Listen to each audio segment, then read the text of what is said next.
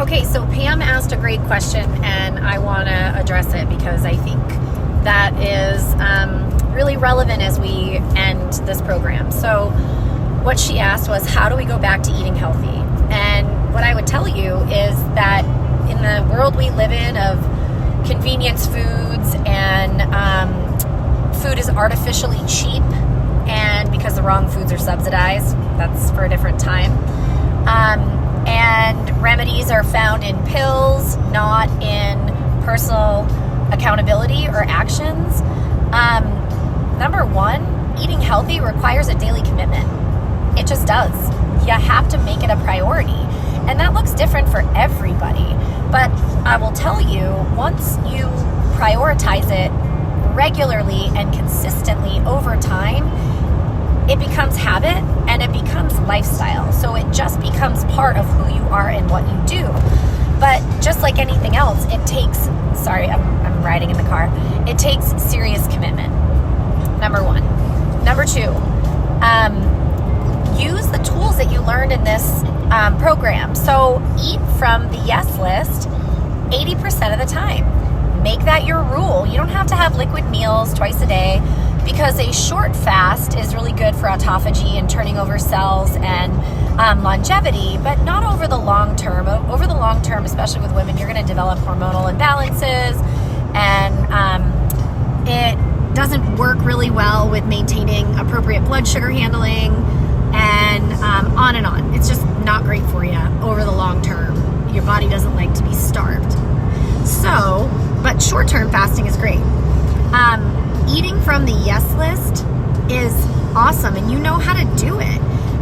80-20, make that your rule. And one of the things I do know to be true is that your taste buds adapt, and your physiology also adapts to the foods you eat. So over time, the reason I don't really crave sugary food is because I don't eat a lot of it. Therefore, I don't really crave it. When I eat a lot of it, I start craving it. And that's when I know, I gotta hit the reset button, which is usually when I run this program. So number two is eat from the yes list 80% of the time. And number three is do it in community. So meaning like your tribe, your family, who you live with. You shouldn't be a short order cook making healthy food for you and like either chicken nuggets for your kids or like something else like a pot pie for your spouse. Health does not happen in isolation. It happens in community. And until you really get this piece, you can't create lasting health. And just to give you a story about it, when we first started working with our son Alder, the whole reason I do nutrition is because our son Alder was diagnosed with autism.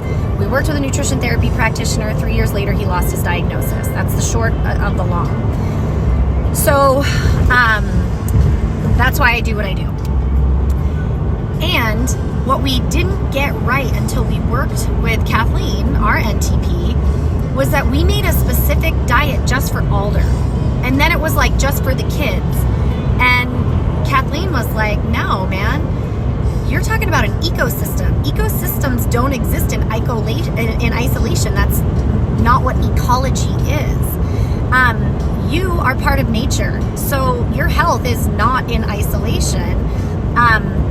And just to put it into perspective for you, we have more microbial DNA in our bodies than we do our own DNA. Okay, so like the microbial ecosystem is probably the most important component of lasting health. And when you exchange a kiss, you're exchanging millions and millions of microbes in a single kiss with the people that you're kissing. And that goes for the same as like touching and interacting.